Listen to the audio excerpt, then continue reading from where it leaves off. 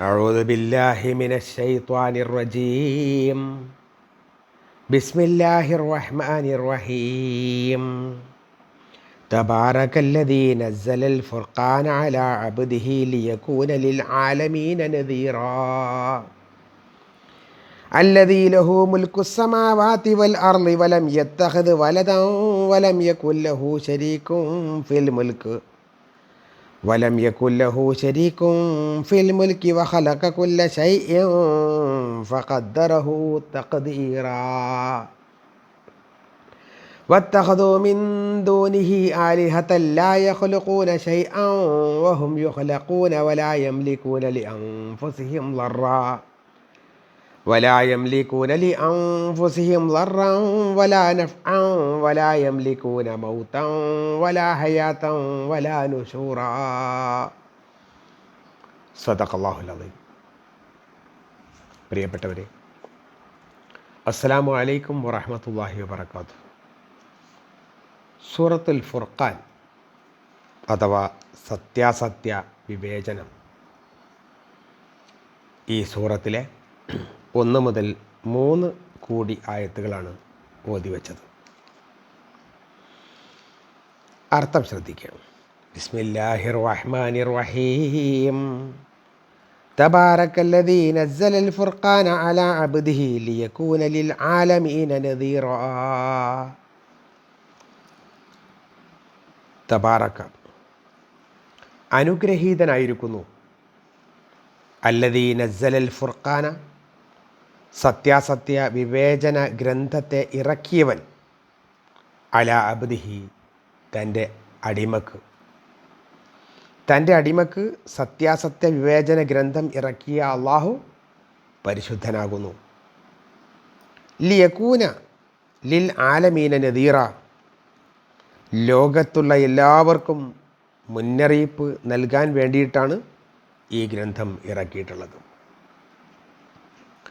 അല്ലദീ, അതായത് യാതൊരുവൻ, ലഹു മുൽക്കുസ്സമാവാതി വൽ അർദ്, ആകാശങ്ങളുടെയും ഭൂമിയുടെയും ആധിപത്യം അവനാകുന്നു. വലം യത്തഖദ് വലദൻ, അവരൊരു സന്താനത്തെയും സ്വീകരിച്ചിട്ടില്ല. വലം യകുല്ലഹു ശരീക്കും ഫിൽ മുൽക്ക്, അവൻ്റെ ആധിപത്യത്തിൽ ഒരാളെയും അവൻ പങ്കാളിയായി സ്വീകരിച്ചിട്ടുമില്ല. വഖലഖ കുല്ല ശൈഇൻ, എല്ലാറ്റിനെയും അവനാണ് സൃഷ്ടിച്ചത്. ഫഖദ്ദറഹു തഖ്ദീറ, അവൻ എല്ലാറ്റിനെയും വ്യവസ്ഥപ്പെടുത്തുകയും ചെയ്തിരിക്കുന്നു, കണക്കാക്കുകയും ചെയ്തിരിക്കുന്നു. വത്തഖദു, അവർ സ്വീകരിച്ചിരിക്കുന്നു, മിൻ ദൂനിഹി, അള്ളാഹുവിനെ കൂടാതെ, ആലിഹത്തൻ, മറ്റ് ആരാധ്യന്മാരെ. അള്ളാഹുവിനെ കൂടാതെ അവർ മറ്റ് പല ദൈവങ്ങളെയും സ്വീകരിച്ചിരിക്കുന്നു. ലാ യഖ്ലുഖൂന ശൈഅൻ, അവയാകട്ടെ ഒന്നിനെയും സൃഷ്ടിച്ചിട്ടില്ലാത്ത പലതിനെയും അവർ അള്ളാഹുവിനെ കൂടാതെ ആരാധ്യന്മാരായി സ്വീകരിച്ചിരിക്കുന്നു. വഹും യുഖ്ലഖൂന, എന്നാൽ അവയും സൃഷ്ടിക്കപ്പെട്ടതാണ്, ആ ആരാധ്യന്മാരും സൃഷ്ടിക്കപ്പെട്ടതാണ്. വലാ യംലികൂന ലി അൻഫുസിഹിം ളർറൻ വലാ നഫ്അ, അവക്ക് തന്നെയും ഒരു ഉപകാരമോ ഉപദ്രവമോ ചെയ്യാൻ അവർക്ക് കഴിയില്ല. സ്വന്തത്തിന് തന്നെ വല്ല ഉപകാരമോ ഉപദ്രവമോ ചെയ്യാൻ അവക്ക് സാധ്യമല്ല. വലാ യംലികൂന മൗതൻ വലാ ഹയാത്തൻ വലാ നുശൂറ, അവക്ക് മരണത്തെയോ ജീവിതത്തെയോ പുനർജനിയെ സംബന്ധിച്ചോ യാതൊന്നും ചെയ്യാൻ അവർക്ക് കഴിയില്ല. ഉയർത്തെഴുന്നേൽപ്പ്, അതല്ലെങ്കിൽ മരണം, ജീവിതം, ഇതിനെപ്പറ്റി ഒന്നും, ഈ ഒരു കാര്യത്തെ സംബന്ധിച്ചും ഒന്നും അവക്ക് ചെയ്യാൻ സാധ്യമല്ല. അവയുടെ അധീനതയിലല്ല ഇവയൊന്നും തന്നെ. ഈ സൂറത്ത് മുഖ്യമായിട്ടും 3 കാര്യങ്ങളെ സംബന്ധിച്ചാണ് പറയുന്നത്. ഒന്നാമതായി തൗഹീദ്, ഏകദൈവ വിശ്വാസം. രണ്ടാമത്തത് പ്രവാചകൻ സല്ലല്ലാഹു അലൈഹി വസല്ലമക്ക് നൽകിയിട്ടുള്ള നുബുവത്ത്, നബിയാക്കൽ. മൂന്നാമത് ഖിയാമത്ത് നാൾ, അന്ത്യദിനവുമായി ബന്ധപ്പെട്ട കാര്യങ്ങൾ. ഈ 3 സംഗതികളാണ് ഈ സൂറത്തിൽ അള്ളാഹു വിശദീകരിച്ച് തന്നിട്ടുള്ളത്. ഈ അധ്യായം അവസാനിക്കുന്നതാവട്ടെ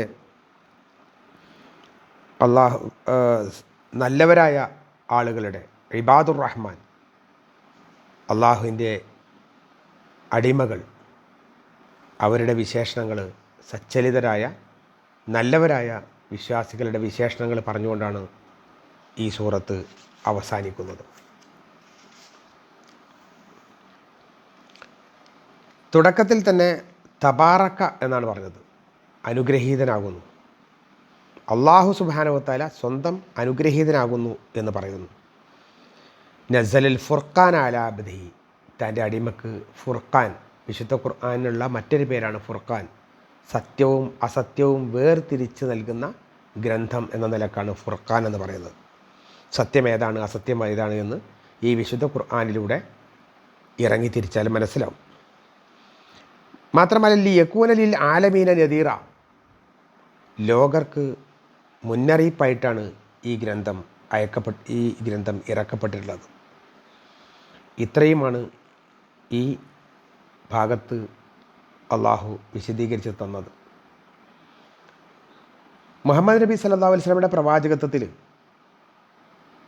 സത്യത്തിനും അസത്യത്തിനുമിടയിൽ കൃത്യത അള്ളാഹു കാണിച്ചു തരുന്നുണ്ട്. അതേപോലെ തന്നെ അനുവദനീയമായതും നിഷിദ്ധമായതും കൂടിക്കലരാൻ സാധ്യതയുള്ളതുകൊണ്ട് അത് ഏതൊക്കെ അനുവദനീയം ഏതൊക്കെ നിഷിദ്ധം എന്ന രൂപത്തിലുള്ള വ്യക്തതയും ഈ വിശുദ്ധ ഖുർആൻ നൽകുന്നത്. അതുകൊണ്ടാണ് സത്യാസത്യ വിവേചകം അല്ലെങ്കിൽ സത്യാസത്യ വിവേചനം എന്ന് ഇവിടെ പറയുന്നത്. അതുപോലെ തന്നെ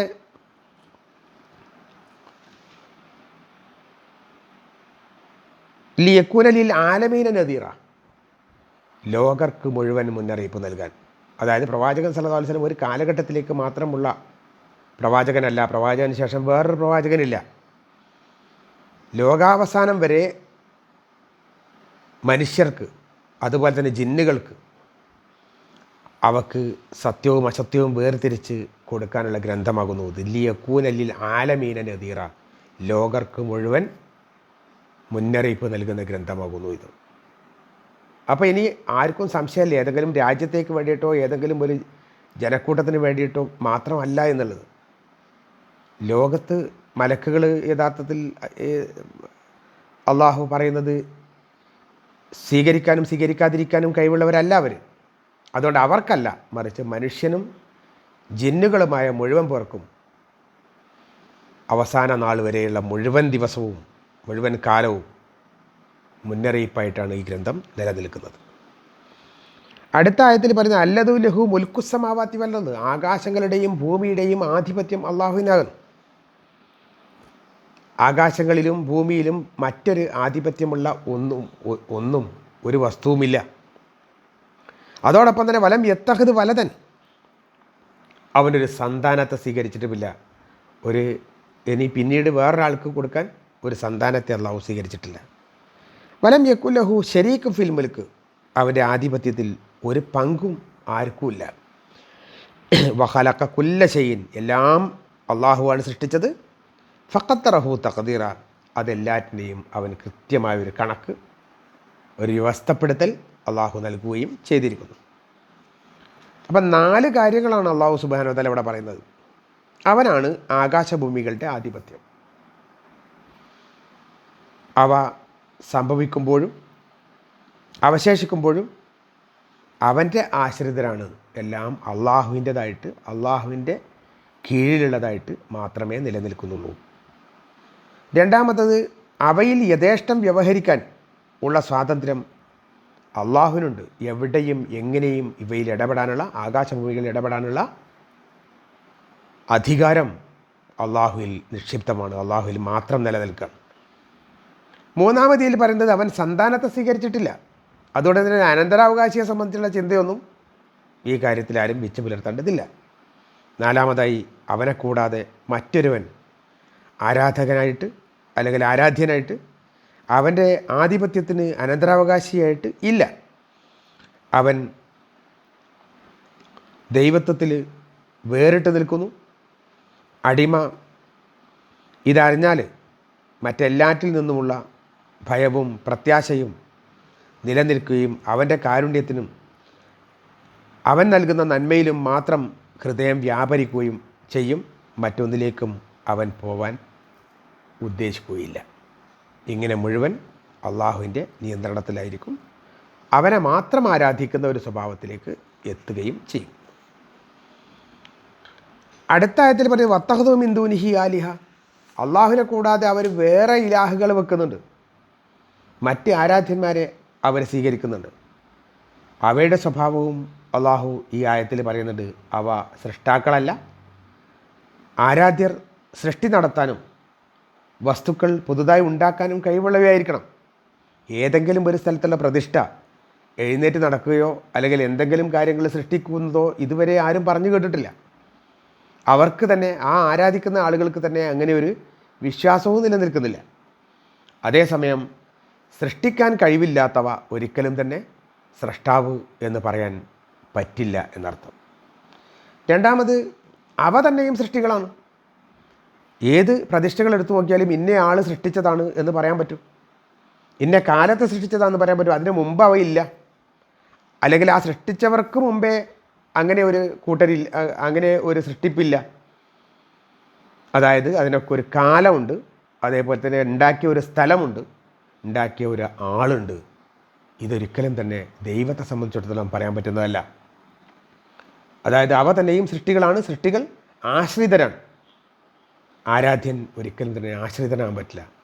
ആ സൃഷ്ടിച്ച ആൾക്ക് എന്തൊക്കെയാണോ വിചാരം ഉണ്ടായിരുന്നത്, എത്ര മൂക്ക് എത്ര നീളം വേണമെന്ന് വിചാരിച്ചാൽ അത് അയാളുടെ ഇഷ്ടത്തിനനുസരിച്ചിട്ടാണ്. മറ്റൊരാളെ ആശ്രയിക്കുന്നു അയാളുടെ കയ്യിൻ്റെയും കാലിൻ്റെയും എണ്ണത്തെ സംബന്ധിച്ച് പോലും. മൂന്നാമതായിട്ടുള്ളത്, അവ സ്വന്തത്തിന് തന്നെയും ഉപകാരമോ ഉപദ്രവമോ വരുത്തി വെക്കാൻ കഴിവില്ലാത്തവയാണ്. അതിന് മുമ്പിലുണ്ടായ വസ്തുക്കൾ പോലും എടുത്തുകൊണ്ട് പോകാൻ വല്ല ഈച്ചയും അവക്ക് മൂക്കത്തിരുത്താൽ അതിനെ അങ്ങോട്ടും ഇങ്ങോട്ടും ആക്കാൻ അവർക്ക് കഴിയില്ല. അവക്ക് എന്തെങ്കിലും ആരെങ്കിലും അവയെ അടിച്ചൊതുക്കുകയാണെന്ന് വിചാരിച്ചാൽ അതിനെപ്പോലും നിയന്ത്രിക്കാനുള്ള കഴിവ് ആ സൃഷ്ടാക്കൾ എന്ന് പറയുന്ന, അല്ലെങ്കിൽ ആരാധ്യരെന്ന് പറയുന്ന ഈ വിഭാഗത്തിന് ഇല്ല എന്നർത്ഥം. അതേപോലെ തന്നെ അത്തരക്കാരുടെ ആരാധനയിൽ അത്തരക്കാരെ ആരാധിച്ചിട്ട് എന്താ കിട്ടാനുള്ളത്? സ്വന്തത്തെ പോലും ഉപദ്രവത്തിൽ നിന്ന് രക്ഷപ്പെടുത്താൻ കഴിയാത്തവയെ സൃഷ്ടിച്ചത് കൊണ്ട് എന്താ കിട്ടുക? അപ്പോൾ അതുകൊണ്ട് ഒരു ഉപദ്രവവും ഒരു ഉപകാരവും വരുത്തി വെക്കാൻ കഴിവില്ലാത്തവ ആരാധനയ്ക്ക് പറ്റിയതേ അല്ല. നാലാമത് ആയിട്ട് പറയുന്നത്, മരണമോ ജീവിതമോ പുനർജീവിതമോ ഒന്നും അവയുടെ ഉടമസ്ഥതയിലല്ല. ഒരാളെ മരിപ്പിക്കാൻ അവർക്ക് കഴിയില്ല, അതേപോലെ തന്നെ അവർക്ക് ജീവിതം നൽകാൻ കഴിയില്ല, ഒപ്പം തന്നെ പുനർജീവിതം എന്ന് പറയുന്നത് അതും നൽകാൻ അവർക്ക് സാധ്യമല്ല. അതായത് അവർക്ക് ജീവിപ്പിക്കാനോ മരിപ്പിക്കാനോ കഴിവില്ല. പിന്നെ എങ്ങനെയാണ് ആരാധ്യർ എന്ന് വിളിക്കുക? ഈ അനുഗ്രഹങ്ങളും കഴിവുകളും ഒക്കെയുള്ള യഥാർത്ഥ ആരാധ്യനെ മാത്രമേ ആരാധനയ്ക്ക് ഉപയോഗിക്കാൻ പാടുള്ളൂ എന്നുകൂടി ഈ 3 ആയത്തിലൂടെ അല്ലാഹു നമുക്ക് മനസ്സിലാക്കി തരണം. കാര്യങ്ങൾ ബോധത്തോടു കൂടി നല്ല അവധാനതയോടുകൂടി മനസ്സിലാക്കാനും സമയമെടുത്ത് പഠിക്കാനും എല്ലാവരും തയ്യാറാവുക. അല്ലാഹു സുബ്ഹാനഹു വ തആല സഹായിക്കട്ടെ. വാഖിറു ദഅവാനാ അൽഹംദുലില്ലാഹി റബ്ബിൽ ആലമീൻ. അസ്സലാമു അലൈക്കും വറഹ്മത്തുള്ളാഹി വബറകാതുഹു.